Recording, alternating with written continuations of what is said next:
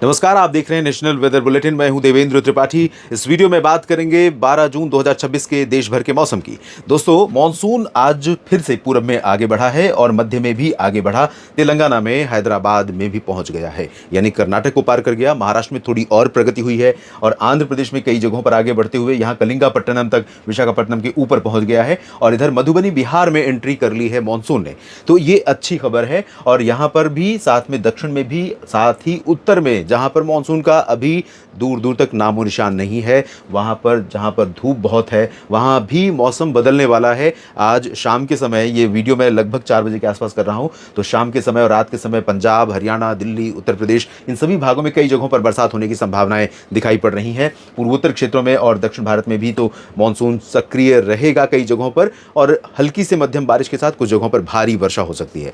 यहाँ पर जो संभावना बन रही है क्लाउड फॉर्मेशन की, वो धीरे धीरे प्रोग्रेस करेगी। वो परिस्थितियाँ यहाँ पर बदलेंगी आज शाम से, और ये कल भी आपको कई जगहों पर सिमिलर वेदर कंडीशन दिखाई पड़ेगी। तो कहाँ कहाँ बरसात अगले 24 घंटों में 12 जून के दिन संभावित है, कहाँ पर हीट वेव का प्रकोप रहेगा, आइए इस वीडियो में सबसे पहले समझते हैं और देखते हैं चेतावनी क्या है। अलर्ट आप देखें, अलर्ट हीट वेव का उत्तर से हट गया है। मध्य में कुछ जगहों पर, महाराष्ट्र और साथ में आंध्र प्रदेश के तटों पर दिख रहा है, जहाँ पर टेम्परेचर एबव नॉर्मल, सामान्य से ज़्यादा रहने और हीट वेव की रेंज में रहने की आशंका है। और बारिश की चेतावनी की अगर हम बात करें तो दोस्तों, राजस्थान पर देखें आप तो तेज़ हवा का अलर्ट है, साथ में गर्जना की संभावना और घने बादल छाने की संभावना है। इसके अलावा पंजाब, हरियाणा और दिल्ली से लेकर उत्तर प्रदेश का पूरा रीजन, उत्तराखंड, हिमाचल और इधर झारखंड, बिहार, पश्चिम बंगाल, उड़ीसा, छत्तीसगढ़, मध्य प्रदेश, इन सभी क्षेत्रों में कई जगहों पर गर्जना और बारिश की चेतावनी भी दी गई है। यहाँ पर ऑरेंज अलर्ट जारी किया गया है इन सभी भागों में, और इधर पूर्वोत्तर में भी कई जगहों पर ऑरेंज अलर्ट है। दक्षिण और मध्य भारत के कई भागों पर, महाराष्ट्र से लेकर नीचे की तरफ, येलो अलर्ट है, लेकिन तटीय कर्नाटक और केरल में कई जगहों पर ऑरेंज अलर्ट की स्थिति यहाँ पर बन सकती है अगले 24 घंटों में। इसीलिए ऑरेंज अलर्ट दिया गया है, क्योंकि सतर्क होने की आवश्यकता है इन सभी जगहों पर। यहाँ पर भी ऑरेंज अलर्ट है अंडमान व निकोबार द्वीप समूह में। ऑरेंज अलर्ट का मतलब यह हुआ कि आपको तैयार रहना होगा। किन मौसमी स्थितियों का सामना आपको करना पड़ सकता है, उन सब के लिए यहाँ पर अलर्ट जारी किया गया है, जिसमें तेज़ हवा है, गर्जना है, बारिश है और लाइटनिंग है। लाइटनिंग नुकसान करती है, जानलेवा होती है, और तेज़ हवाएं आप जानते हैं, अगर तूफानी हवाएं चलती हैं तो निश्चित तौर पर काफ़ी एरिया तबाह हो जाता है। और वो स्थिति हमने देखी है हाल के दिनों में, मई के महीने में। हर साल की स्थिति है, ऐसा नहीं किसी साल ऐसा हुआ है, हर साल इस तरह की स्थितियाँ बनती हैं। तो आइए जानते हैं हवाओं की क्या दशा अगले 24 घंटों में रहेगी। उसके बाद हम बारिश के पूर्वानुमान पर बात करेंगे।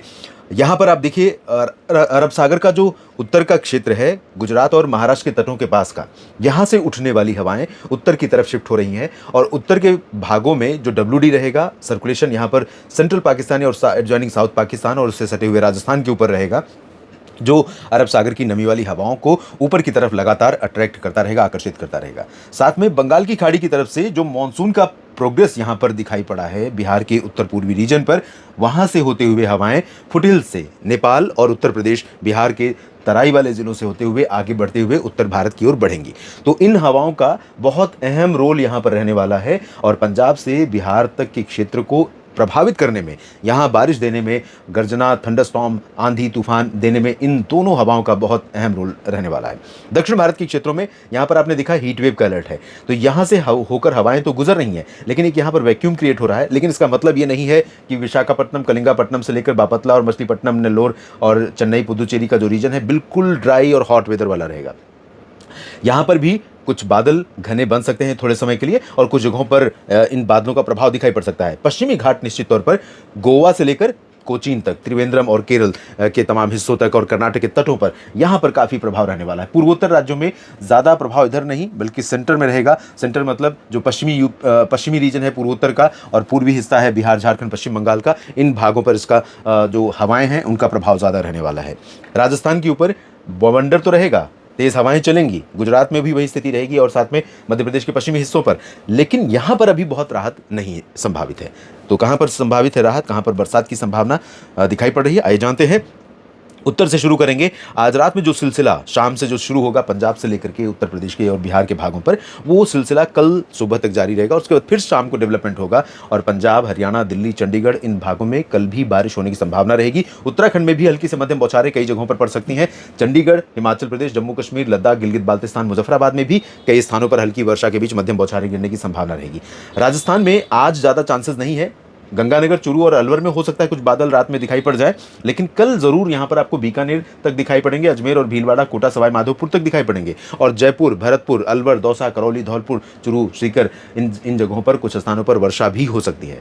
दिन में गर्मी रहेगी, जैसे ही बादल आएंगे करवट लेगा मौसम, बरसात होगी और लोगों को गर्मी से राहत मिलेगी।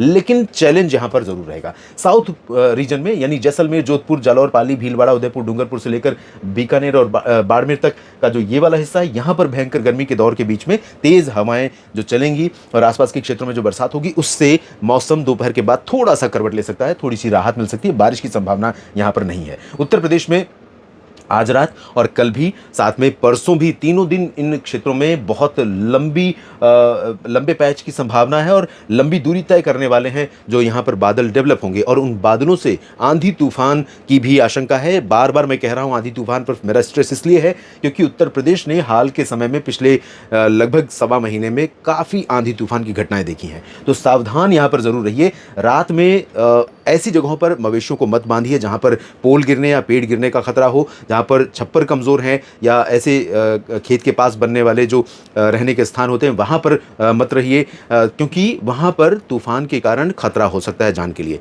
लाइटनिंग की भी आशंका रहेगी, तो उससे भी जान के लिए जोखिम होता है, तो यहाँ पर भी सतर्क रहना होगा। बिहार के भागों में कई जगहों पर बरसात होगी। भागलपुर, किशनगंज, पूर्णिया, अररिया, सुपौल, मधुबनी और दरभंगा तक, साथ में सिवान, गोपालगंज, चंपारण तक बारिश की अच्छी संभावना है। पटना, वैशाली, गया जी और बक्सर, कैमूर इन भागों में भी बरसात हो सकती है। पश्चिमी झारखंड में कम चांसेस हैं, लेकिन पूर्वी झारखंड और पश्चिम बंगाल के गंगीय क्षेत्रों में अच्छी बरसात हो सकती है। सिक्किम, उप हिमालय, पश्चिम बंगाल, असम और मेघालय में कई जगहों पर व्यापक वर्षा के आसार हैं। इधर अरुणाचल प्रदेश, पूर्वी असम, नागालैंड, मणिपुर, मिजोरम, त्रिपुरा में भी कई जगहों पर हल्की से मध्यम बौछारें गिर सकती हैं। दोस्तों, ओडिशा, छत्तीसगढ़ और मध्य प्रदेश के पूर्वी हिस्सों के ऊपर भी अधिकांश भागों के ऊपर बादल बनेंगे। यहाँ पर बीजापुर, सुकमा, दंतेवाड़ा से लेकर रायपुर, अंबिकापुर, कोरिया, सरगुजा, पेंड्रा रोड सभी जगहों पर छत्तीसगढ़ में चांसेस रहेंगे बारिश के और यहाँ भी ओडिशा में भी कई जगहों पर संभावना है। साउथ में जरूर तेज बारिश हो सकती है और यहाँ पर भी लाइटिंग थंडरस्टॉर्म का खतरा रहेगा। मध्य प्रदेश के पूर्वी हिस्सों में अधिकांश जगहों पर बारिश होने के आसार हैं। बैतूल और भोपाल तक बारिश हो सकती है। गुना, ग्वालियर, शिवपुरी, श्योपुर और अशोकनगर, शाजापुर यहाँ पर भी कुछ गर्जना के साथ बादल बारिश दे सकते हैं पहुंचने वाले। और नीमच, रतलाम, उज्जैन, इंदौर, देवास में अभी फिलहाल मौसम निराश करेगा, गर्मी रहेगी, हवा तेज चलेगी। थोड़ी बहुत राहत जब बरसात आसपास के क्षेत्रों में हो रही होगी उस दौरान मिल सकती है। गुजरात में पूर्वी रीजन, सौराष्ट्र और कच्छ में ड्राई वेदर रहेगा। उत्तरी कोंकण, गोवा, उत्तरी मध्य महाराष्ट्र में भी शुष्क मौसम की संभावना है, यानी मुंबई के ऊपर का जो रीजन है, पुणे, नासिक के ऊपर का जो रीजन है। लेकिन अहिल्यानगर और सतारा, सांगली, कोल्हापुर, सोलापुर और रत्नागिरी, रायगढ़, सिंधुदुर्ग, गोवा, साथ में मराठवाड़ा, विदर्भ इन भागों में बारिश काफ़ी हो सकती है। लेकिन कोंकण गोवा रीजन को थोड़ी सी निराशा इसीलिए हो रही है क्योंकि हवाएं यहां से उत्तर की तरफ शिफ्ट हो रही हैं और जिन हवाओं के न जाने की वजह से मुंबई समेत आसपास के भागों में मानसून के जल्दी आने की संभावना थी, उसमें थोड़ा सा डिले हुआ है। इधर कर्नाटक के उत्तरी आंतरिक रीजन में, तेलंगाना और आंध्र प्रदेश के तटीय रीजन, रायलसीमा, तमिलनाडु, यहाँ पर हल्की से मध्यम बौछारें कुछ जगहों पर संभावित हैं, पुदुचेरी समेत। लेकिन कर्नाटक के तमाम हिस्सों में, खासतौर पर साउथ कोस्टल रीजन और south interior portion, Goa, Kerala के तट और केरल के अधिकांश भाग और लक्षद्वीप में भारी बारिश हो सकती है। तो भारी बारिश यहाँ पर चैलेंजिंग रहेगी, यहाँ पर सावधान और सतर्क रहिए। इधर अंडमान व निकोबार द्वीप समूह में भी मूसलाधार वर्षा होने की संभावना कई जगहों पर नजर आ रही है। नेशनल वेदर बुलेटिन में अभी के लिए इतना ही। बने रहिए लगातार मेरे साथ मौसम तक और न्यूज मीडिया मंच पर। जानकारी ठीक लगे तो वीडियो को लाइक और शेयर करिएगा, कमेंट सेक्शन में अपनी बात लिखिए और चैनल को सब्सक्राइब कर लीजिए ताकि मौसम का अपडेट आप तक पहुंचता रहे। और फेसबुक पेज मौसम तक पर भी आप मुझे फॉलो कर सकते हैं। धन्यवाद।